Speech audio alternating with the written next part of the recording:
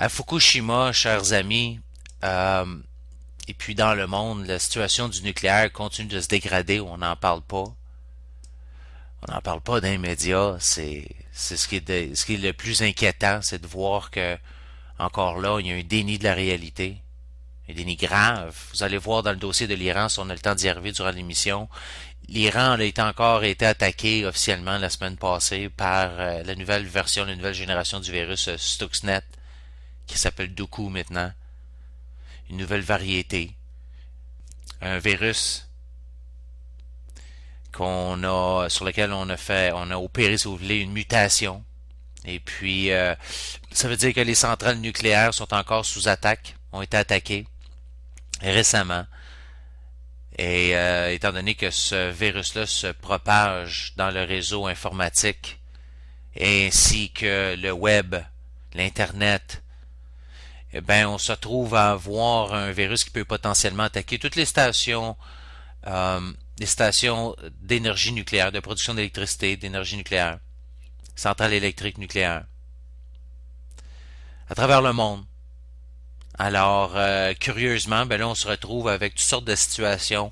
Ouais, la semaine passée, on a eu des troubles comme ça, donc pas seulement qu'à Fukushima au Japon, mais on a eu en Europe différents problèmes. Le premier, on a eu un feu dans un réacteur. Ça, c'est sur une centrale nucléaire en Suède. Alors là, on dit écoutez, on a eu des dommages qui ont été causés apparemment par un aspirateur qui aurait causé plus de 250 millions de dollars de pertes. On dit que là, évidemment, il n'y a pas de danger à la santé humaine. Hein, on vous raconte tout le temps les mêmes affaires. Il y a eu cette histoire très curieuse aussi là la semaine passée qui a flotté, qui a touché un peu les médias. Je pense que c'est la seule histoire qui a réellement touché les médias de masse. Euh, c'est cette histoire où on a trouvé des taux d'iode qui flottaient dans les airs au-dessus de l'Europe. Alors, vraiment particulier, on dit que les taux n'étaient pas nécessairement très très élevés, mais qu'ils étaient quand même au-dessus des normales. Et cela signifiait qu'on a eu soit un accident ou une urgence dans un réacteur nucléaire quelque part qui requérait de ventiler des substances radioactives dans l'air. Et puis là, on a cherché la source toute la semaine. Certaines personnes pensaient que ça venait de Fukushima. Apparemment que c'était trop frais, donc pour devenir de si loin que ça. Et puis là, on a cherché toute la semaine, on s'est relancé la balle d'un bord puis de l'autre. On a trouvé de l'iode 131 dans l'air. Et puis, je vais vous laisser un tas d'articles qui parlent de ça. On dit que l'iode 131, pour apparaître dans quantité mesurable, doit résulter d'une réaction en chaîne, une fission d'uranium qui c'est quelque chose en fait qui prend place dans un réacteur nucléaire qui est en fonction. Alors, alors on dit que là, écoutez, on a remarqué ces hausses là de d'iode 131 et 132 un peu partout au-dessus de l'Europe, surtout de l'Europe de l'Est. Là, on avait accusé la Hongrie, un laboratoire là-bas, le directeur lui a déclaré que ça ne pouvait pas quelque chose qui aurait pu couvrir l'Europe. Après ça, on a regardé c'est ça du côté de Budapest. Alors, comme je vous disais, ensuite, donc là, on a trouvé, comme je vous disais, probablement la source, mais c'est probable, on n'a rien de certain encore. Budapest, comme je vous disais un peu plus tôt, alors on a pointé du doigt un institut qui se trouve là-bas, qui aurait été la source de cette... en fait, c'est un genre de nuage assez massif, mais qu'on dit sans danger, qui s'est étendu à travers l'atmosphère au-dessus de l'Europe. Alors, quand même, assez particulier.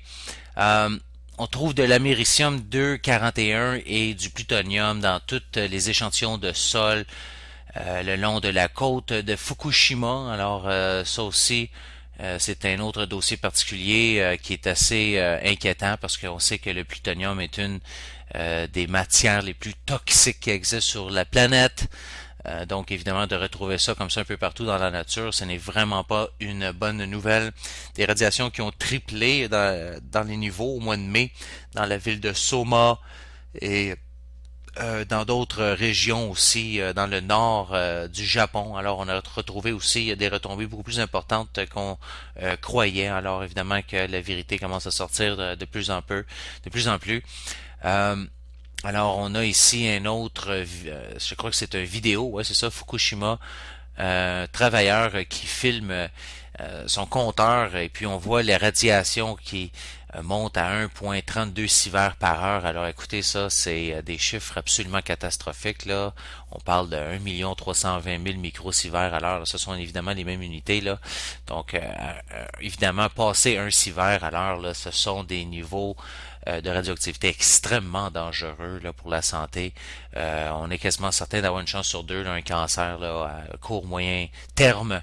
Alors assez incroyable, ça c'est une conférence de presse de TEPCO et puis qui s'est déroulée le 16 novembre, qui a été publié, puis on voit un robot qui est en train de nettoyer des rails dans le réacteur numéro 3. Et puis, ben écoutez, TEPCO a utilisé ce robot-là parce que les taux de radiation sont trop élevés dans le réacteur numéro 3. Et puis, l'affaire, c'est que la vidéo a été tournée par un travailleur humain. Et puis, en premier, on voit les niveaux de radiation qui sont seulement, en parenthèse, là, guillemets, disons, 700 millisieverts par heure, ce qui est déjà extrêmement élevé. Et puis, ça saute ensuite à 1300 millisieverts par heure. Donc, allez voir ça, la vidéo qui a été tournée le 14 novembre. Vous avez à la marque là, 22 minutes 30 secondes dans la vidéo, là, vous allez voir ça. Des taux de radiation là, très, très, très élevés, là, absolument inquiétants. On parlait des réacteurs numéro 5 et 6 la semaine passée. Alors, encore là, on a eu des relâchements, des problèmes qui se sont passés là, possiblement même des réacteurs qui sont entrés en fusion. Et puis là, dans un article ici, on parle de la température du réacteur numéro 5 et numéro 6 qui était plus chaud que 200 degrés Celsius. Donc, ça, c'est des données qui ont été dissimulées entre le 11 mars et le 15 mars dernier, 2001. Un autre événement, le 19 mars, alors les réacteurs étaient encore à 183 degrés Celsius et l'autre, numéro 6, à 167 degrés Celsius, qui est évidemment très, très élevé. Aussi, un autre problème, c'est les quantités d'eau contaminée qui sont sous ces réacteurs. Alors, on a 300 mètres cubes sous le réacteur numéro 5 d'eau extrêmement contaminée, radioactive, et plus de 13 500 mètres cubes sous le réacteur numéro 6. N'oubliez pas aussi que les réacteurs numéro 5 et 6 ont aussi, eux autres, des piscines pour entreposer le combustible nucléaire qui est déjà utilisé, en plus des réacteurs. Donc, ce qui fait qu'on n'a pas juste le combustible dans les réacteurs qui sont en danger, mais c'est tout le combustible qui est entreposé là. Donc, on parle encore là, possiblement de plusieurs dizaines, de centaines, peut-être même de milliers de kilos. Alors, voilà. Donc, des nouvelles qui ne sont pas des plus encourageantes. On a des fermes où on trouve des taux de radiation très élevés aussi, des récoltes qui ont dû être abandonnées. Des reporters ici qui parlent, qui eux autres ont reporté proche de Fukushima, des gens qui reviennent se sentent malades, fatigués, leur dosimètre mesure 75 microsieverts par heure de radioactivité. Alors écoutez, tous les gens qui se retrouvent proches d'une façon ou d'une autre s'en sortent dans un piteux état. Ici, on parle, ça c'est l'ingénieur nucléaire Arnie Gunderson, dont je vous ai souvent parlé. Lui, il révèle dans une vidéo aussi que les 3 réacteurs de Fukushima, numéro 1, 2, 3, avaient des quantités énormes de plutonium à l'intérieur des réacteurs avant qu'ils ne fondent, avant qu'ils ne rentrent en fusion. Alors écoutez, ça aussi, là, c'est pas des choses très, très rassurantes. Évidemment que ça fait des liens avec le plutonium aussi qu'on retrouve à l'extérieur de la centrale lorsqu'on a eu ces détonations d'hydrogène. Alors écoutez, c'est vraiment dramatique là, ce qui se passe là-bas. Vous avez le président de TEPCO qui s'est excusé pour l'accident à Fukushima, ainsi que ceux de Daini. Alors, pas juste celui de Daiichi. Alors là, vous savez, on parle tout le temps de Fukushima Daiichi. les réacteurs numéro 1 à 6, mais il y a eu aussi d'autres problèmes à d'autres centrales nucléaires dont on n'a presque pas parlé, à part sur quelques émissions comme ici à l'Autre Monde. Et pas seulement que celle d'Aini. D'Aini, c'est un autre qui est un peu plus au sud que Daiichi. Mais vous avez eu aussi d'autres problèmes. Vous aviez une autre centrale où vous aviez un genre de bras mécanique, là, un genre de grue métallique là, de plusieurs tonnes qui était tombé dans un des réacteurs qu'on n'était pas capable d'extraire. Une autre place où on fabriquait le MOX, alors le genre de combustible hybride là, d'uranium et plutonium. Donc, toutes sortes d'endroits comme ça au Japon là, qui ont été touchés. Mais on ne parle que de Daiichi, encore une autre façon de couvrir une partie de la réalité. Et puis TEPCO vient de s'excuser, comme je vous disais, pour ces deux centrales-là. Alors vous voyez que quand même ça vient de la bouche du loup, là. C'est pas juste à Daiichi qu'il y a des problèmes. Un autre travailleur aussi de Fukushima qui parle de ces souliers qui ont fondu de façon instantanée lorsqu'il était proche du réacteur. Ça, c'est des informations qui ont été repêchées alors qu'on avait un travailleur qui participait à un forum. Euh, Ensuite, écoutez, Gunderson qui est vraiment inquiet sur les effets à long terme sur la santé des gens qui vivent dans le nord du Japon. Et les évacuations à Fukushima sont pires que celles qui ont été faites à Tchernobyl. Alors évidemment qu'on est en train de condamner une partie de la population au Japon, puis on les laisse vivre dans des zones extrêmement contaminées qui sont pires que celles qui étaient requises à évacuer à Tchernobyl. Alors vous voyez, là, c'est quand même assez incroyable. Les reporters, différents reporters dont le New York Times là, qui se promenaient autour de Fukushima, un genre de tour là, qu'on leur faisait faire, et puis on ne leur avait pas permis de descendre en fait de l'autobus sans des habits contre la contamination leur complet. Donc, vous aviez CNN ici qui rapporte des lectures de radiation à plus de 1000 microsieverts proches des réacteurs. Alors, vous voyez, là, une scène là, vraiment inquiétante. Là, comme je vous dis, là, la situation est loin d'être entrée dans l'ordre. Donc, une autre place ici, c'est Manichi, qui, en fait, c'était une autre personne ici qui parle encore de combustible qui semble s'échapper des réacteurs puis des bâtiments. Alors, ça continue d'ailleurs de brasser là-bas aussi.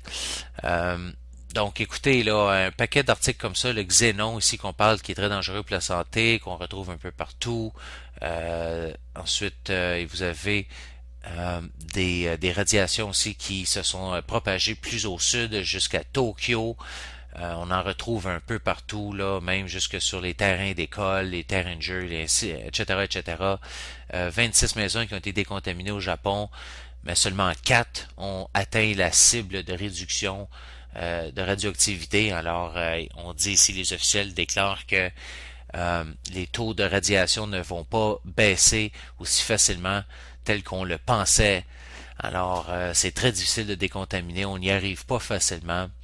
Ensuite, un autre article ici d'Arnie Gunderson, lui qui est passé sur le show à 5 heures de Shadow avec Robert Knight. Et puis, lui il dit qu'il devrait avoir des inquiétudes très sérieuses à propos du Japon. Le pays pourrait avoir 20 à 30% d'augmentation de cancer, peut-être même plus haut à Fukushima. Alors, vous voyez là, on parle pas d'une situation aussi là anodine.